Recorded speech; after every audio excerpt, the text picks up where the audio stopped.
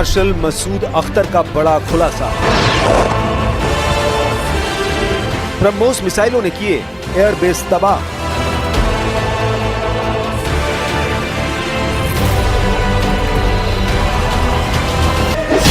पंद्रह ब्रह्मोस ने उड़ा दिए पाकिस्तान के 11 एयरबेस।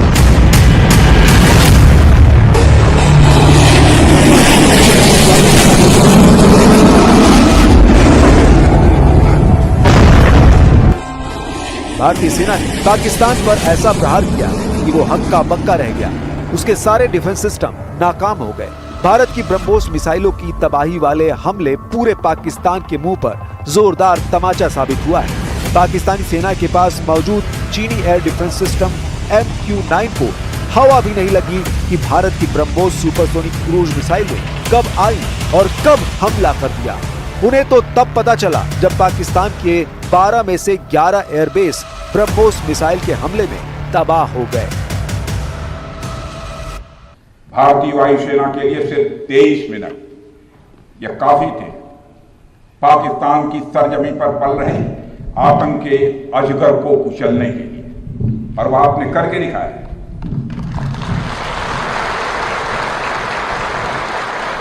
और मैं यह कहूं तो यह कहना गलत नहीं होगा, जितनी देर में लोग नाश्ता पानी निपटाते हैं उतनी देर में आपने दुश्मनों को निपटा दिया।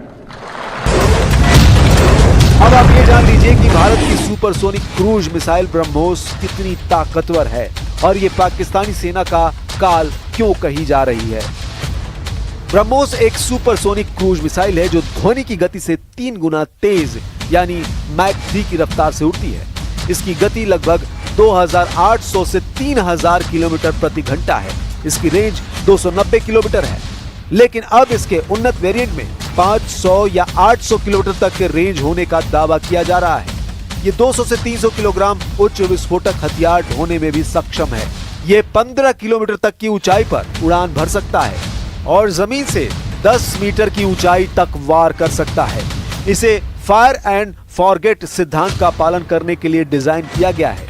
एक बार लॉन्च होने के बाद इसे किसी और गाइडेंस या इनपुट की आवश्यकता नहीं होती है। इस मिसाइल का रडार सिग्नेचर बहुत कम है और इसकी तेज रफ्तार की वजह से इसे रोकना विशेष रूप से कठिन होता है। ब्रह्मोस की गति इसे दुश्मन के रडार से बचने में मदद करती है, जिससे पाकिस्तान को जवाब देने का समय नहीं मिला।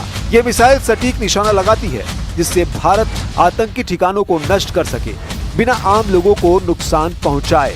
इसे कई तरह के प्लेटफॉर्म से लॉन्च किया जा सकता है, जैसे सुखोई 30 विमान जो ऑपरेशन सिंदूर में इस्तेमाल हुए हैं। पहला 7 मई और दूसरा 10 मई को। दूसरे चरण में भारत ने लगभग 15 ब्रह्मोस मिसाइलें दागी, जिन्होंने पाकिस्तान के 11 एयरबेस पर प्रहार किया। इसमें रफीकी, मुरीद, नूर खान अटैक हुआ है नूर खान बेस पे, रहीम यार खान, सुक्कूर और चुनिया यानी कसूर शामिल थे। इसके अलावा बासरूर और सियालकोट में रडार को भी निशाना बनाया गया। पाकिस्तान की हार पर पूर्व एयर मार्शल मसूद अख्तर का खुलासा।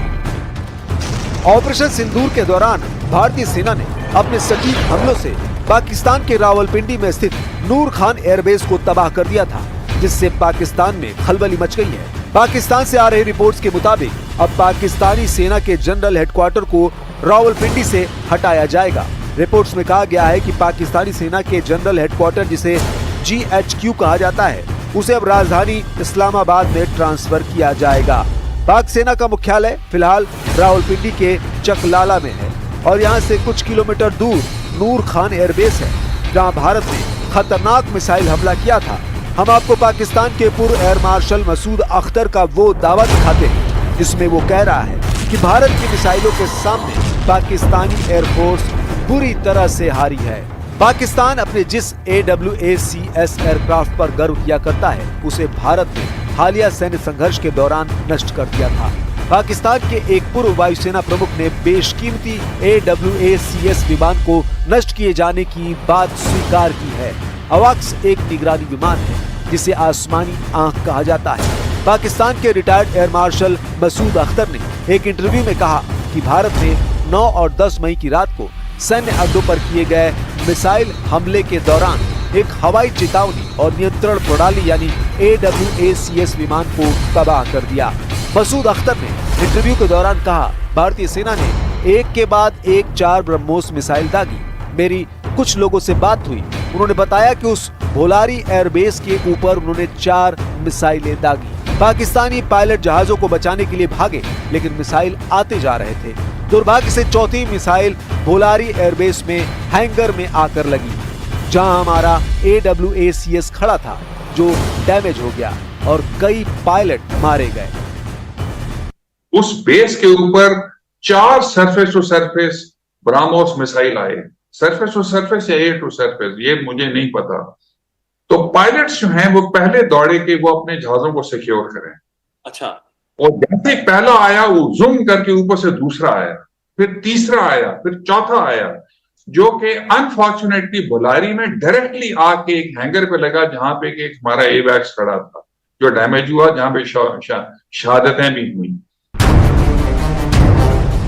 हैरानी की बात तो यह है कि पाकिस्तानी सेना के चीफ जनरल आसिम मुनीर और पाकिस्तान के प्रधानमंत्री शहबाज शरीफ भी पाकिस्तान की जीत के झूठे दावे कर रहे हैं, लेकिन अब दुनिया भर की मीडिया और खुद पाकिस्तान की मीडिया दावा कर रही है कि पाकिस्तान की एयरफोर्स भारतीय एयरफोर्स से बुरी तरह से जंग हारी है।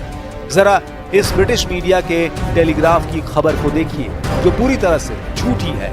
पाकिस्तानी पत्रकारों ने AI से पाकिस्तानी वायुसेना की फेक जीत की खबर बनाई है, जिसे अब पकड़ा गया है। हैरानी की बात तो यह है कि ये खबर ब्रिटिश मीडिया के टेलीग्राफ अखबार में कभी छापी ही नहीं गई थी, लेकिन उसके बावजूद पाकिस्तान के विदेश मंत्री इशाक डार इसी झूठी खबर को लेकर पाकिस्तानी संसद में बेशर्मों की तरह पाकिस्तान की जीत के दावे कर रहे थे। 6 जेट फाइटर्स इंडिया के गिराए गए, एक UAV गिराया गया, वो उनको ऑब्वियसली हजम नहीं हुआ। उसके बाद डिप्लोमेटिक, ये मैं नहीं कह रहा, ये टेलीग्राफ क्या लिखता है, Pakistan air force is undisputed king of the skies. अल्हम्दुलिल्लाह। अब ऐसे हालात में आप अंदाजा लगा सकते हैं कि पाकिस्तान कैसे अपनी करारी हार को पाकिस्तान में ही छिपाने के लिए मजबूर हो रहा है।